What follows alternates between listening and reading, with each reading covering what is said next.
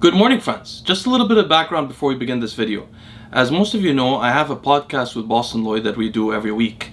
And I often post a post on Instagram asking for questions for Boston, usually weekly. Sometimes I get questions there that maybe might not interest Boston or our guest on the show. And for a few months, I didn't know what to do with these questions. A few weeks ago, what I did instead of leaving them be is I collected all these questions that I thought were specific to me, and I made a quick Q&A video on the subject. The reason why I did this is because I don't want the subscribers to feel like I'm ignoring you guys, and I wanted you guys to know that I care very much that you send in your questions, and I really do appreciate it. But the thing is, sometimes these questions involve subjects that I don't know much about, so I didn't get a chance to prepare much research last time, and the same is true today. What I want to do today is, a couple of weeks ago when I posted my Instagram post about the Q&A saying I've released a video answering these questions, a lot of you guys asked questions on that individual post, which I'm going to address today. That was a couple of weeks ago, and I'm sorry for not addressing them yet. It's because I had my daughter born last week and we were very busy. However, I collected all of the questions. There's about 65 of them, I think. What I'm going to do is probably release this video in 3 parts. I'm going to do 20 questions each, and I want to apologize ahead of time. Some of the subjects I don't know about, but I don't want you guys to think I'm ignoring you. So I'm going to answer the questions here and mention the subjects that I don't know about. Some of the questions will be very interesting, and I'll add them to my to-do list to make videos on, to research and then make a video on. Anyway, let's get started. So the first question we have is from a gentleman named Nix HB. He says, Leo, since you are a big proponent of melatonin, what do you think of the claims that melatonin might cause shrinkage of the sexual organs? So I don't know about shrinkage. I don't know if there's any evidence of that, but this is not a claim. If you watch my melatonin video, you'll realize that melatonin is involved in a negative feedback for steroidogenesis.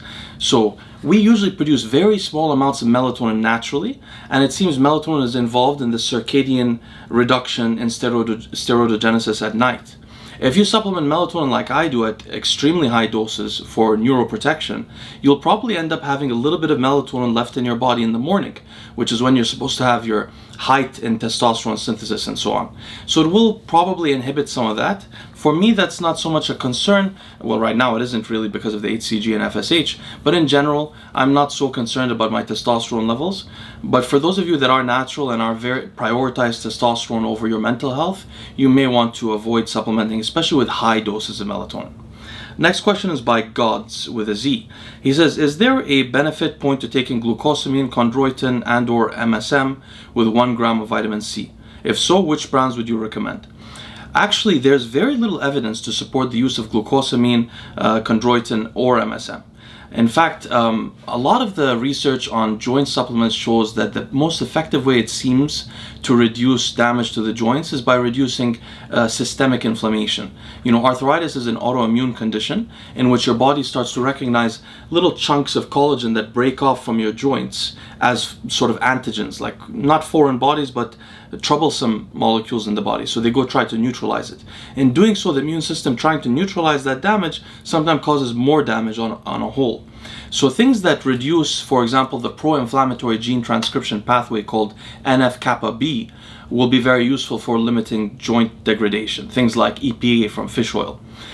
SAM-E also has some evidence for its use in people with joint issues, but glucosamine, all that stuff was really a waste of money for me. We, as arm wrestlers, and also even since I was young, when I was lifting in a powerlifting kind of manner, we supplemented a lot with this stuff to absolutely no benefit.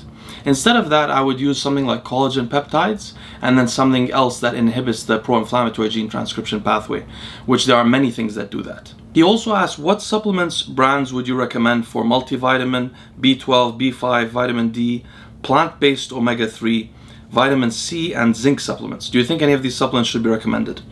That's a really loaded question. I don't think that multivitamins should be taken by people that really care about their health.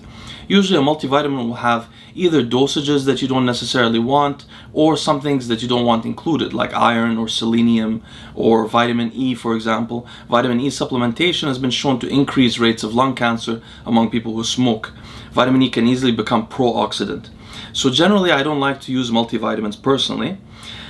With that said though, Gorilla Mind will be coming up with a multivitamin soon. which should be a little bit better than some of these. This is a loaded question. Plant-based omega-3, I don't get involved in that. What I would do if I were you is go to consumerlab.com and buy a subscription there. You'll be able to see third-party reviewed supplements and get a better idea. In terms of the B vitamins, I like Pure Encapsulations. Pure Encapsulations is a really great company in general. And with zinc, I just want to mention zinc picolinate. The kind of zinc picolinate is more absorbable than other kinds. But otherwise, these supplements are usually not cheated on so much. So you can usually use less notable brands for them. But still, I'd go to consumerlab.com and check that out. The next question is by Awesome Dog YouTube Anonym. He says, Leo, I have a question. My dad died from brain cancer when I was 6 months old. I'm sorry to hear that, brother. He said, so basically, he slept with my mother when the tumor already got him. No one knew that he had cancer, of course. So in my DNA should be like, I guess, 100% some type of sequences for brain cancer. Well, about that, there are SNPs associated with gliomas and other brain cancers. You can learn about them by going to watch my video, How to Research. Go to scholar.google.com and you can search Genome-Wide Association Study Glioma or Genome-Wide Association Study Brain Cancer.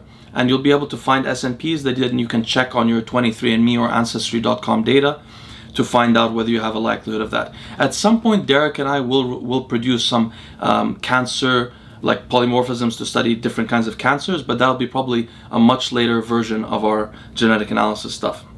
He says, how should I act to not die before I see my child or children grow?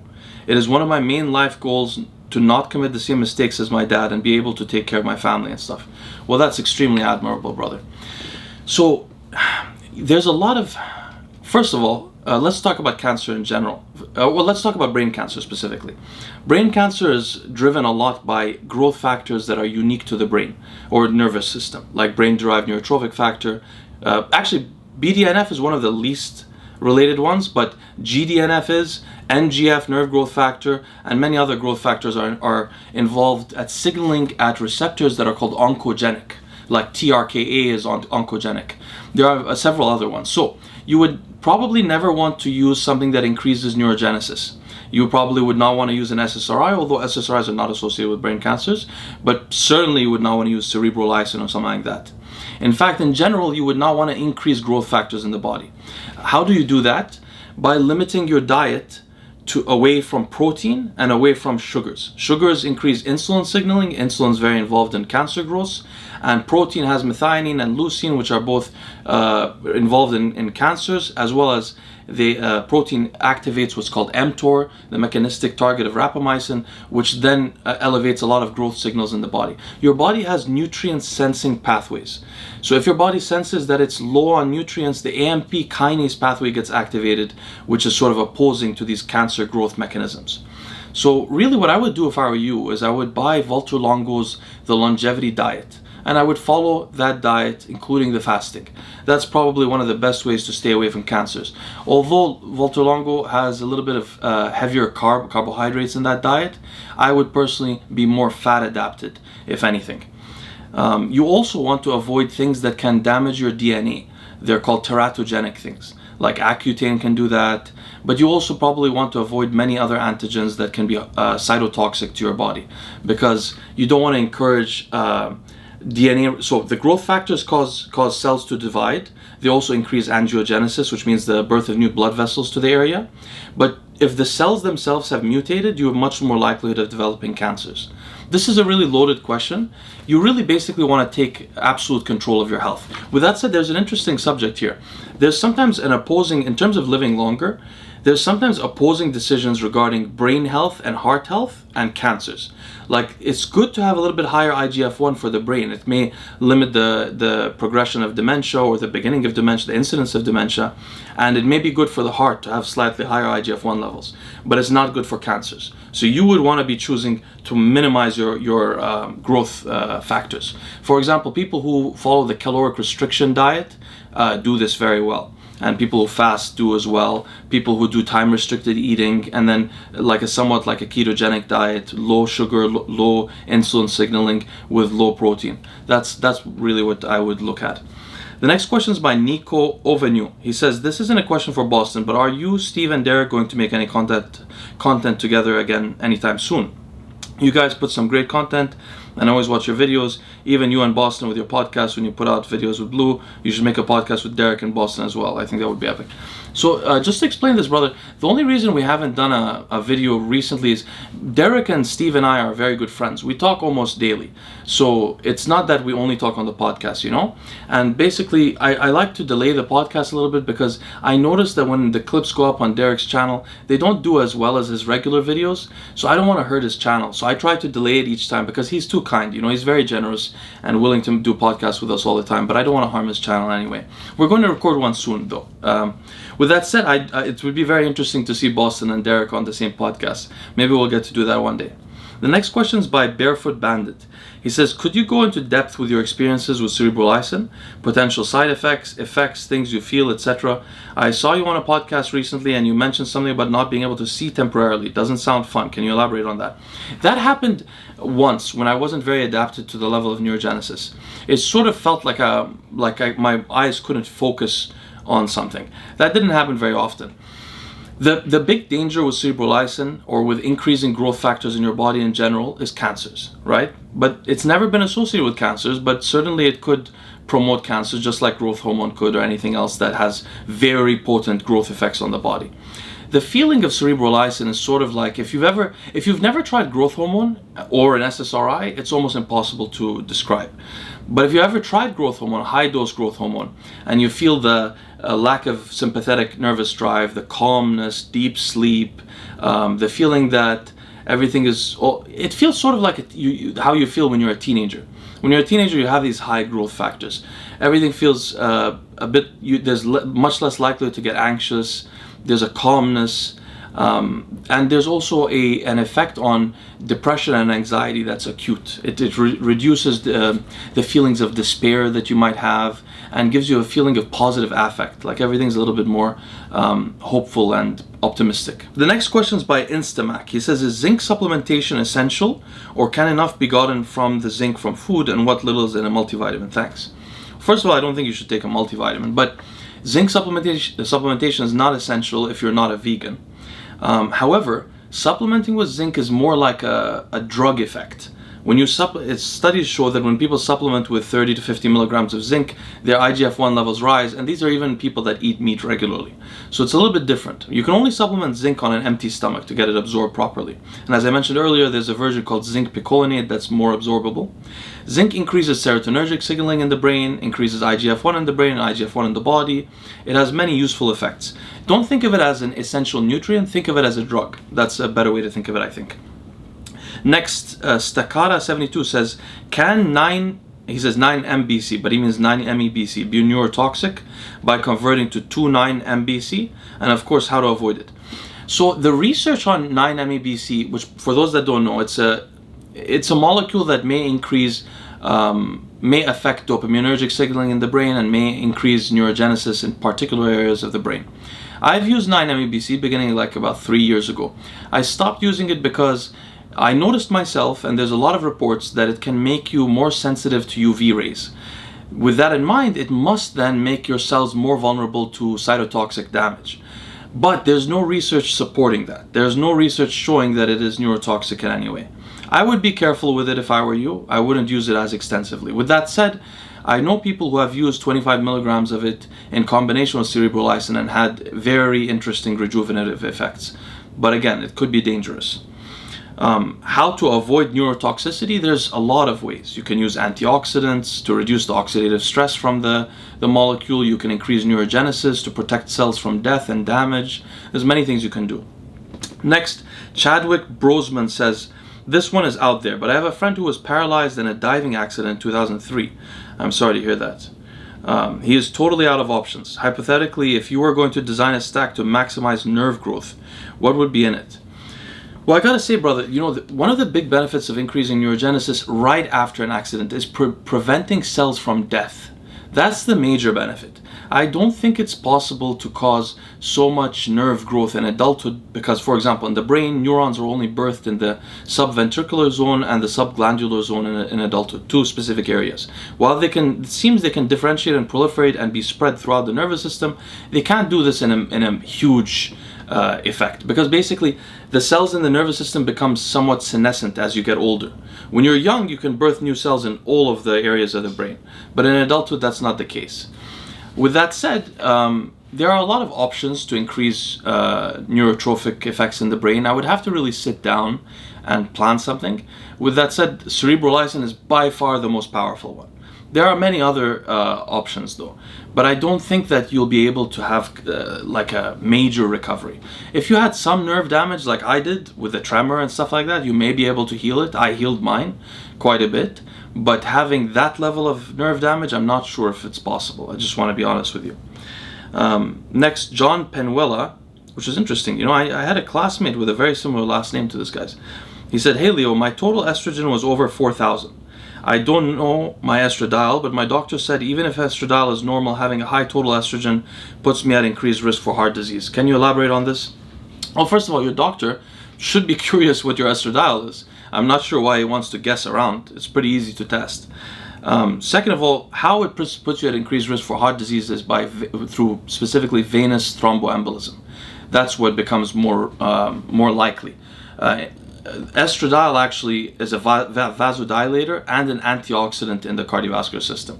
But at very high levels, some people will be predisposed to thrombotic veins. I've had one myself before. I was lucky it was not in a very dangerous area. If it does happen in some areas of the body, it can kill you. So I think this is what he was referring to. Next, Hector Bogart says, "Do you think that the transient elevation of GH from a sauna session immediately after a workout could aid in muscle hypertrophy? Or is the sauna best reserved for off days if maximum hypertrophy is the goal? We know that the sauna acts as a mild form of cardio, so I suspect you would not want to use it right after a workout." Not necessarily a mild form of cardio. It depends how hot the sauna is and how long you stay in it and what you do while you're in it. For example, I used to stand in the sauna for a very long time and my heart rate would go quite high. But I don't know much about hypertrophy, but let me tell you why I think this is a bad idea. When you work out for hypertrophy, you isolate inflammation in a certain area of your body.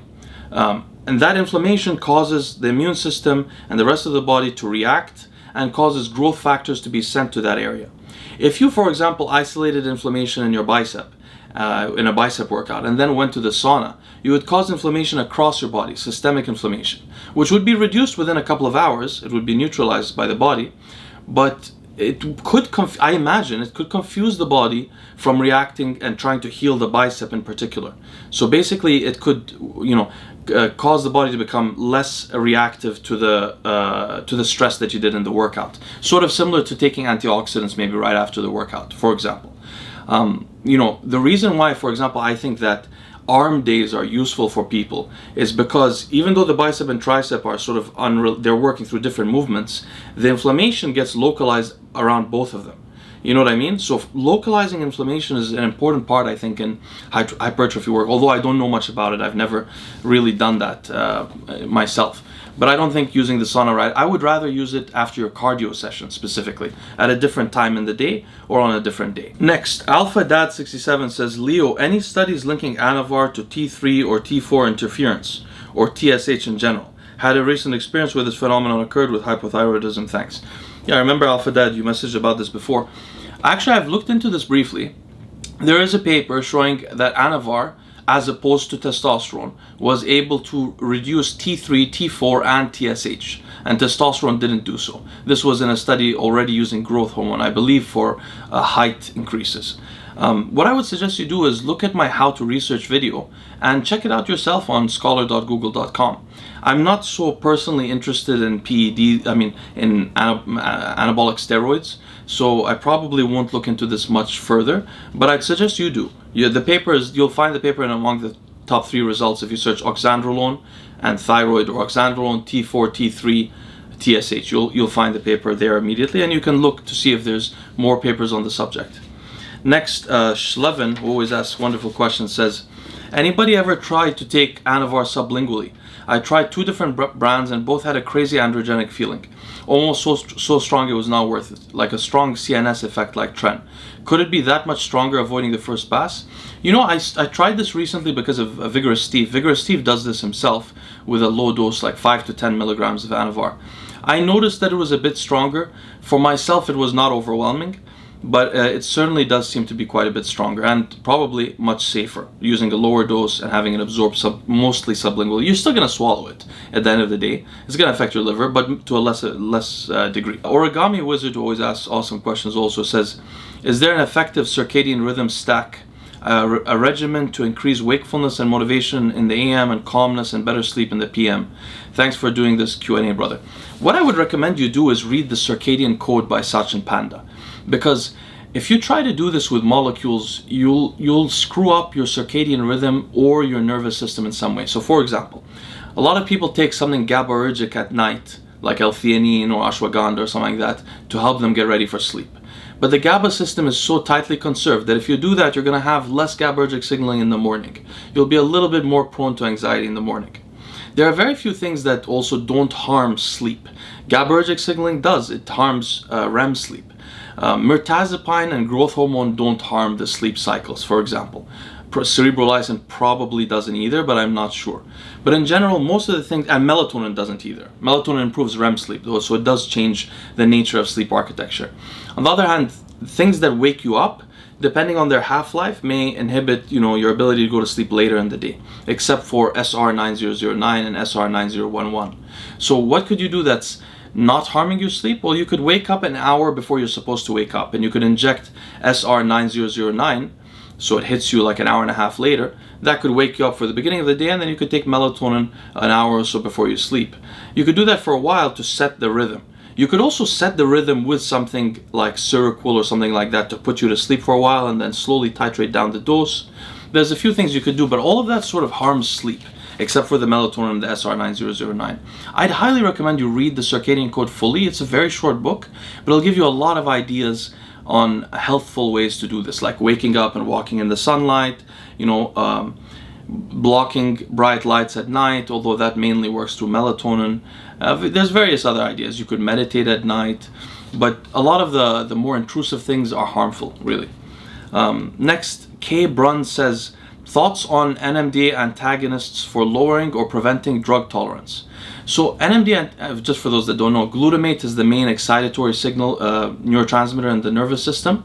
It signals at one group of receptors, several groups of receptors. One is called the NMDA receptor. The NMDA receptor is really involved in neuroinflammation. Things that block the NMDA receptor, like PCP, ketamine, dextromethadone, for example, memantine, which is what I use sometimes to limit neuroinflammation.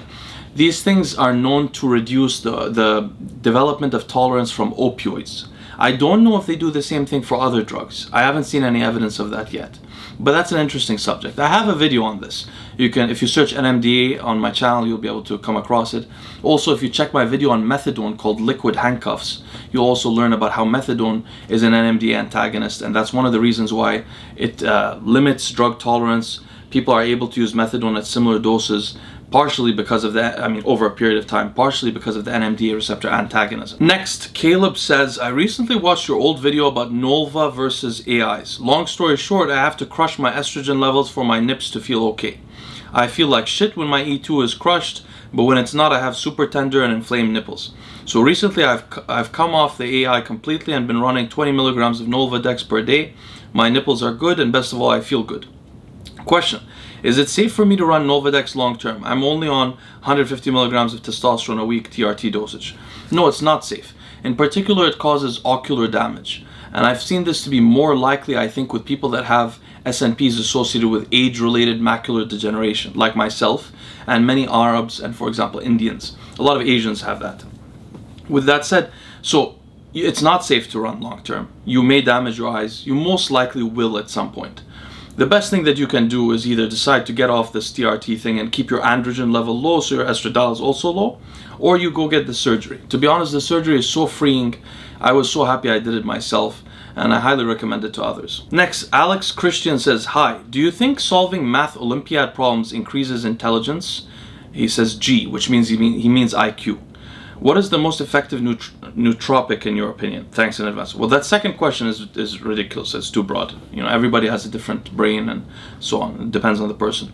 But the question about solving math Olympiad problems. So there is evidence that IQ increases when people study for long time periods, like they go to undergrad, grad school, PhD programs.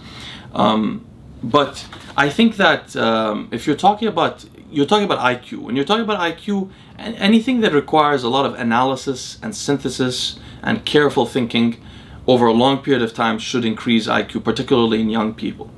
But if you're talking about improving your intelligence in general, the more specific a kind of problem is, like for example, if you become obsessed with chess guys are not more intelligent. They're not even better at strategy. They're just better at that visual kind of interesting, you know, method of working on things.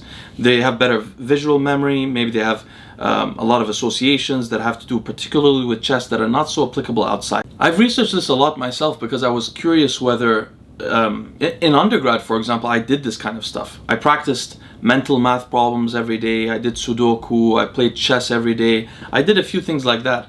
I think that if someone designs a training program like that, they should try to design it in a way that's most applicable to what their life requires from their brain. So for example, if your life requires you to be a good public speaker, like doing the SAT or LSAT problems or GRE problems on the verbal section, it's not going to help you be a better speaker. You have to go speak to be a better speaker. So you should try to develop your training program around what your life actually requires. But there are some basal levels of things that everybody needs. So everybody needs analysis, synthesis, and logical rigor. You can get analysis and synthesis by studying research and then summarizing it, for example. You can design programs like that, but for logic, the best ways to train your logic is either mathematics, as you said, or computer science, for example, and logical problems like that. Computer science, I believe, is the best way to develop a rigorous, structured mind in undergrad. You know, it's better than engineering, better than economics, I believe, because of the repetitive nature of needing to be logically coherent to design useful programs. Next, Big West says, can GH help in the long term with anxiety or any brain chemistry improving cognitive function and depression? Yeah, certainly. We have a video about this already. Growth hormone reduces sympathetic innervation, reduces the likelihood of becoming in a sympathetically nervous state, which will reduce anxiety.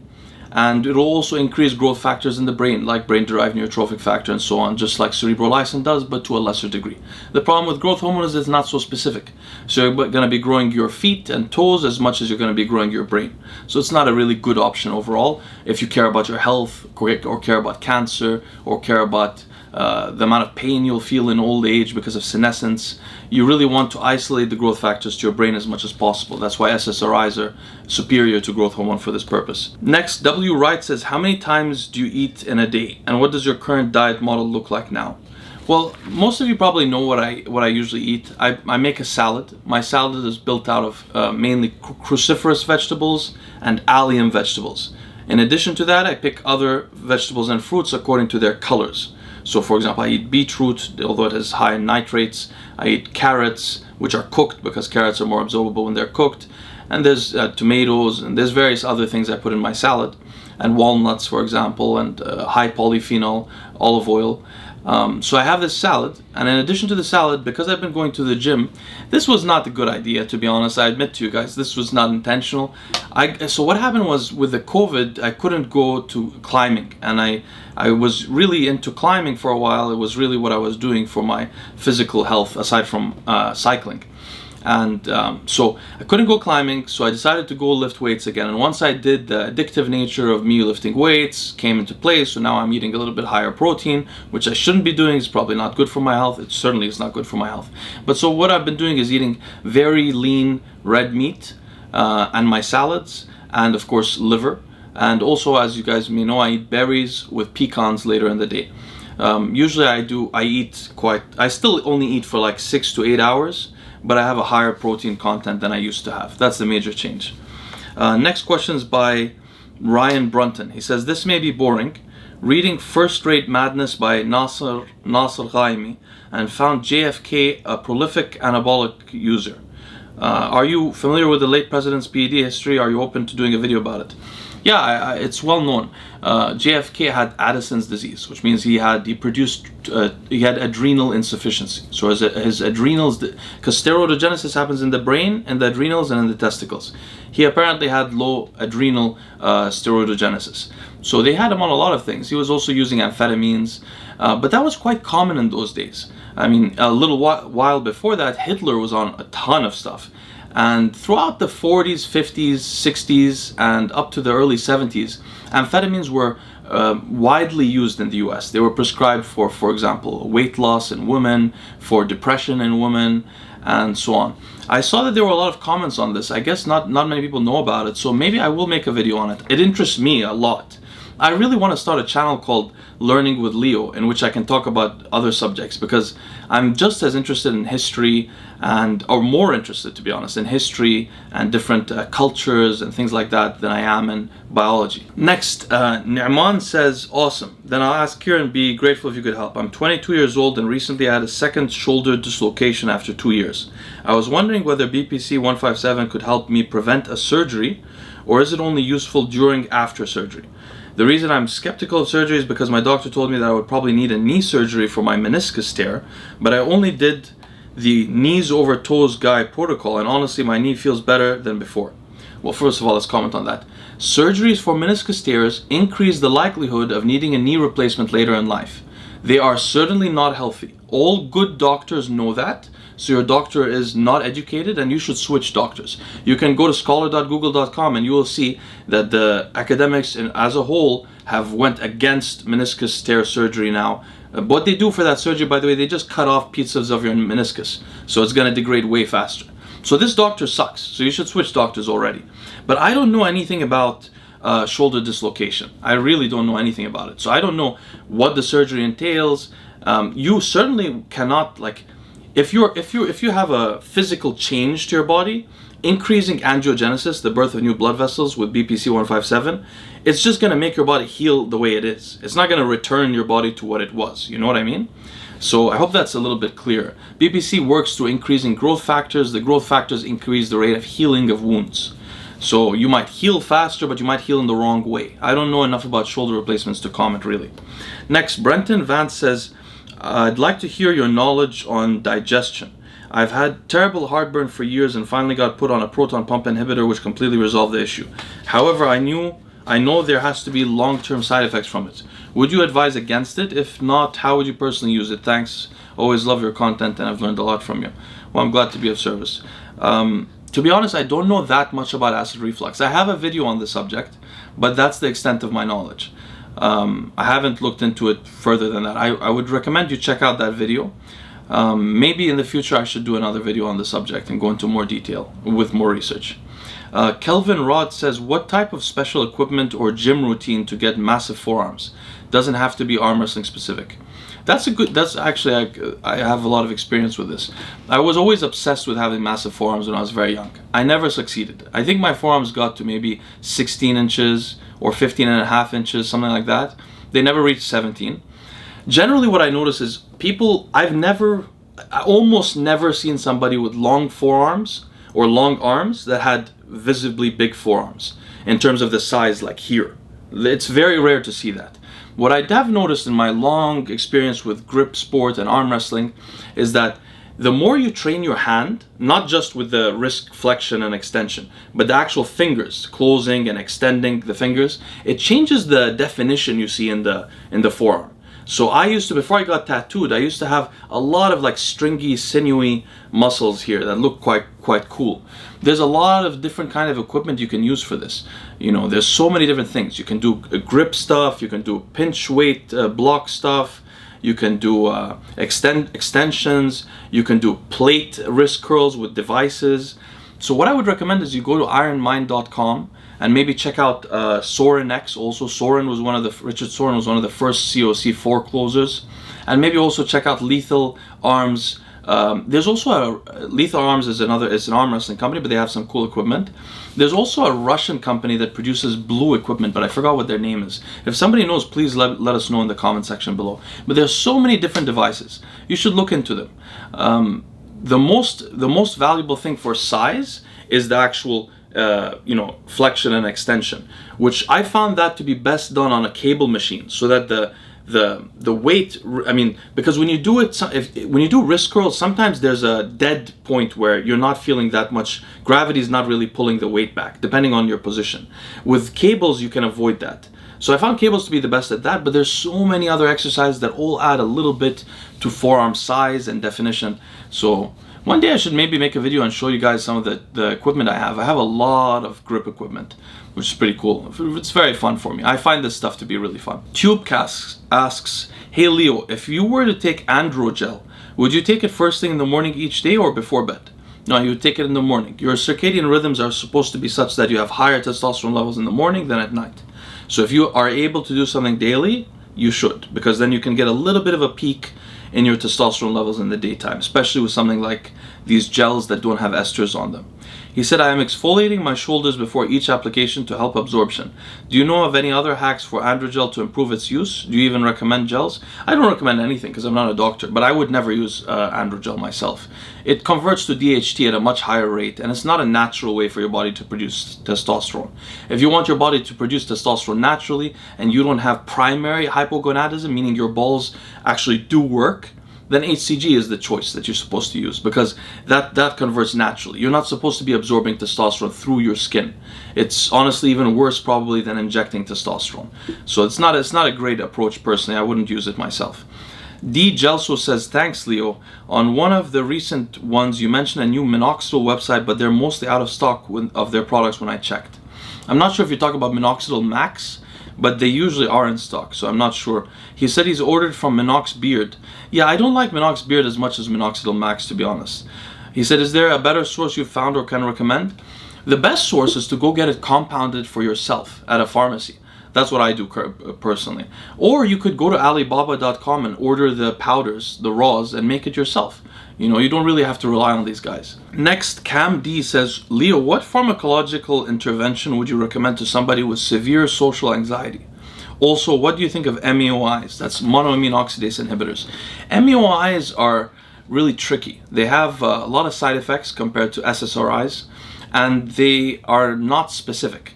They inhibit the degradation of 3 different neurotransmitters, at least, norepinephrine, serotonin, and dopamine. So they increase the availability of these neurotransmitters in the brain. This is probably not the right solution for most people. There's probably some other solution. About social anxiety. If the person is not anxious generally, but only socially anxious, you have an interesting situation.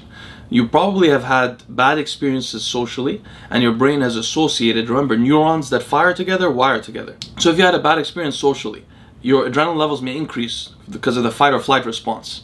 And say this happened to you several times. Well, now when you go meet people, you might get adrenaline rising each time, causing you to have this anxiety. The way to solve this, I've had this problem. I had a generalized anxiety disorder, but it peaked to sort of when I would meet people because of the adrenaline. What I did was increase neurogenesis and then expose myself to carefully constructed social situations that were positive. So in particular, for example, I joined a group called Toastmasters. Toastmasters is a group that's free that you can join across the US and around the world also, where people who are scared of public speaking join together and speak in front of each other and give each other feedback and positive energy and so on, so that they can get better at it. Well, doing so is okay if you don't have high neurogenesis and plasticity. But if you have high neurogenesis and plasticity, like from an SSRI, say you're 6 months into SSRI treatment, well, if you go there and do a little speech in front of people and have a good experience, your brain is much more likely to rewire itself. And for me, this was a very effective way to get rid of my social anxiety. Okay, I think I might just do a couple of more questions here, and then I'll do another video to finish them off. So next, Dan Carver says his first cycle of 400 milligram test 400 while starting. I don't know what you mean by test 400. You mean, there's no reason to say test 400. It doesn't make sense. That means 400 milligrams of test per cc, but what ester is that? That's not the way to describe it, by the way. But then he says 0.5 milligrams semaglutide for obesity and in a steep caloric deficit because I can't eat. Should I expect a decrease in strength? Will I put on size? Any specific health subs I should take? Love you, bro. Oh, that's very kind of you, Dan. I really appreciate your kind words. First of all, if I were obese, I wouldn't be taking testosterone. I would be taking an aromatase inhibitor. You can raise your testosterone a lot if you're obese, just using an AI.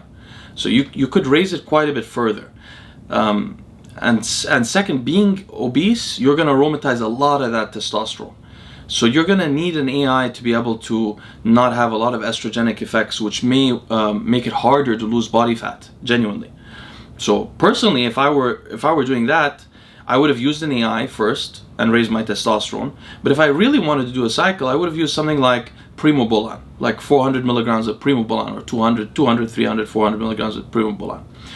As for the semaglutide, I haven't used semaglutide myself. I used liraglutide.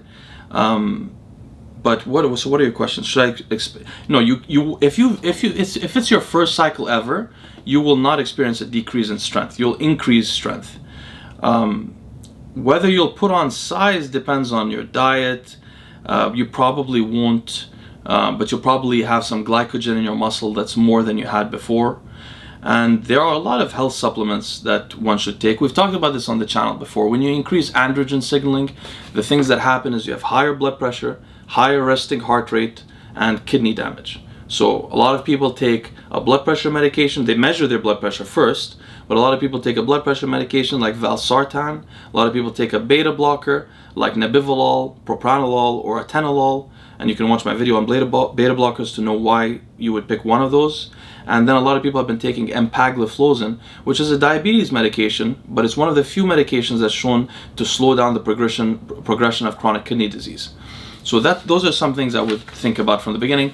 Also, I would think about using potentially high-dosed EPA fish oil to reduce inflammation in the body. You may have a little bit higher inflammation when you introduce androgens. Next, Denny Hanna says, what are your thoughts on methylation genes like MTHFR and warrior gene variations, etc.?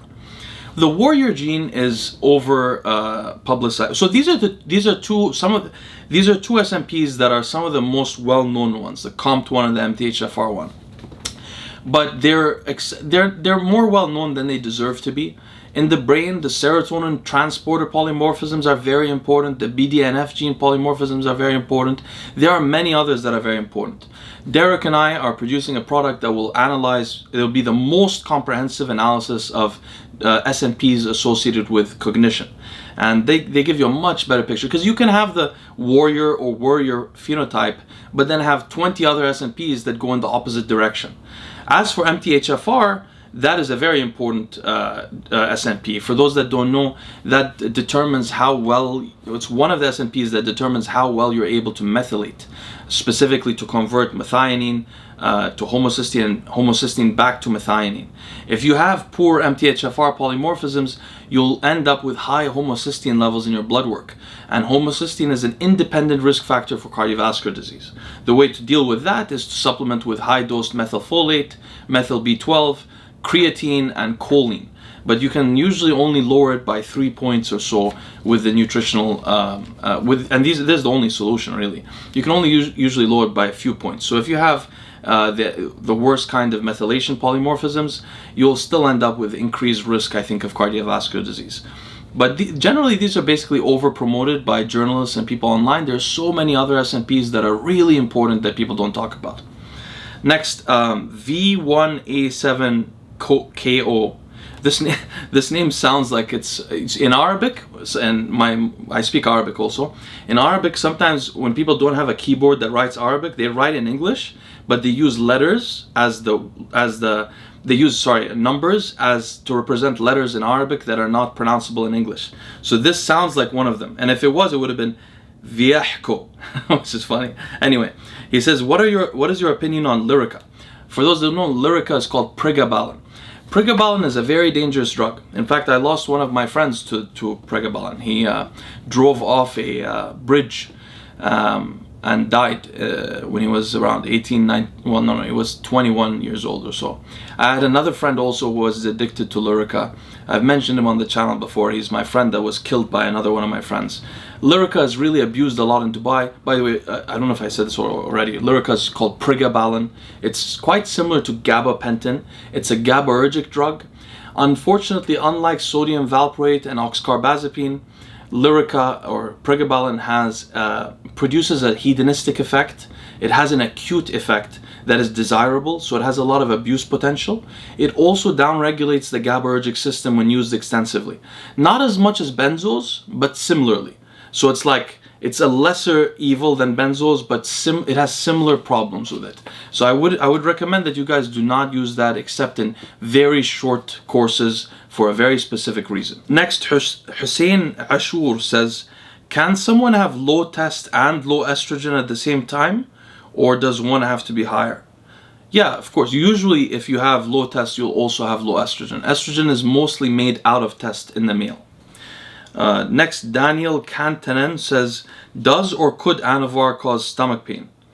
I don't know. I don't know enough. Anavar was not really one of my favorite drugs to use back in the day. I've used it more in the last few months because it causes the least liver damage of all the useful anabolic steroids, except maybe turinabol. So I don't know if it can cause stomach pain. I don't know why it would do so, but I've never experienced that myself. But as I said, I haven't used it that much. Next, Red Umbrella says, could inflammation be a primary concern for everyone? Yes, it certainly is. Inflammation is one of the ways that you age and that your body loses its integrity over time. In general, as we age, the immune system becomes less specific and causes this kind of like chronic inflammation issue. But not everyone is so prone to autoimmune diseases, which is like extreme cases of this. He says, if so, what supplements and modalities do you recommend to lower it? I know you speak highly of fish oil. Are there other supplements that you regard highly? I saw one study that cited saffron as potentially helpful. So interesting. Thank you so much, Leo, and sending you and Lucie my best. That's very kind of you. I've talked about this a lot on the channel, but I'll try to summarize it here. If you want to lower inflammation, what you have to do is, first, you can think of it a couple of ways. Oxidative stress in the body is a result of a lot of the activities of what are called antigens, which are molecules that harm our body. So you can take free radical scavengers like vitamin C, alpha lipoic acid, vitamin E, the gamma tocopherols. These are all free radical scavengers. So they go and neutralize the damage before your immune system reacts to it. That's one way. The second way is by taking supplements that inhibit pro-inflammatory gene transcription, like the NF-kappa B pathway. So for example, EPA does this from fish oil. So you can use that also. So those are two approaches. The third approach is to stop exposing yourself to as many antigens. So antigens could be from your food, they could be from things in the air, like air pollution, and so on. So those are three ways to approach it. And now about supplements, which ones may be useful. A lot of supplements lower either C-reactive protein or directly lower a couple or a few or one of the pro-inflammatory cytokines of the immune system. So those are usually IL-1 beta, IL-6, and tumor necrosis factor alpha are the most prominent ones. So for example, Cerebrolysin lowers tumor necrosis factor alpha. Fish oil lowers usually all of these. Coca lowers them too. Garlic lowers them too. Turmeric lowers them too. So there's a lot of supplements. I mean, most supplements that are considered healthy have some effect on these things. I'm going to continue doing my supplement review. So over time, there'll be more supplements there, and you guys will be able to see which ones affect this. So for example, I just made a video on coenzyme Q10. Coenzyme Q10 is one of these supplements. There's a lot of them. So each of them seems to contribute a little bit. Fish oil is the most significant contributor that I've noticed. So that's useful to mention separately. But the rest, it's all like, they cost a lot of money and you basically have to be taking like 10 or 15 supplements to get really a major effect from it. But that's what I do. And it has a major effect on my health. And I think is one of the reasons that I haven't had a Crohn's disease like serious incident for 2 years or so. Next, Abdu Dauga says, what supplements gear should I take as a Muay Thai fighter to gain muscle, enhance my recovery to the maximum extent, and have amazing endurance? He says he's 5'10" and 205 pounds. This is a really broad question. Maybe I can make a video one day, like a hypothetical video for fighters that could be detailed, but it would be very difficult to talk about here. Like, for example, you should certainly take cardarine, right, if you're not tested. Cardarine has both acute effects on endurance and long-term effects on endurance. But there are many other things, like probably you shouldn't take testosterone. Probably you should choose Pregabalin instead of testosterone because it causes less water retention, and so on. There's also a lot of other drugs that increase nervous system strength, like Anavar does, for example. So there's a lot of choices. And in talking about recovery, even Cerebrolysin will increase your recovery. So the growth hormone will increase your recovery, Cerebrolysin will, a lot of other things will. So this is a very broad question, and that's something we can address very quickly. Next, IB Aesthetic says, do you believe drinking water on an empty stomach cleans the kidneys and liver? How would you go about your water intake protocol if you're running AAS? Thanks, Leo. No, it doesn't clean, there's no cleaning of the liver and kidney. This detoxifying the liver, this is ascientific. There's no such thing. The liver itself detoxifies your body. You don't detoxify the liver. But what may happen when you drink water is first of all, you need water for your body to function. It's not like you're gonna drink more water and it'll be better. You need a certain amount of water. If you're not reaching that, you're harming your kidneys and so on. But what may happen when you're on a water fast is you're not eating. And eating is a major source of stress for your liver and your kidneys. So when you take a break from eating, you give your liver a chance to repair. If you're eating constantly throughout the day, you don't give the liver a break. So this is probably how you should be looking at it. Yeah, I'll take one more question here and then we'll do another video. So Paul Toter says, improved stamina in bed stack. That's a good question. Okay, I'm gonna note that down and make a video on it. That's a great question. It's funny, when I was in undergrad, I was so into and stuff like that. I used to do cardio just for women. Like I bought a treadmill and put it in my apartment, and I used to jog on the treadmill just to have better endurance for that. I think that when people are so obsessed with sex, it's usually because there's some hole in your ego that you're trying to fill with being with women. So now, for some reason, years later, I'm not so interested in it, but I've researched it a lot, so I'll make a video on it for you. I'll take a note of that question. All right, we'll leave it here for now. I hope this was helpful for you guys. I'm sorry a lot of these answers are simply that I don't know, but I wanted to bring those questions up just to address them so that you guys don't feel that I'm ignoring those questions. And again, I'm sorry for responding so late. I'm going to try to do these every week from now on. Or maximum every 2 weeks, so you guys get a chance to ask some questions and we can see if I know anything about them. Thank you so much, brothers. I'll see you next time.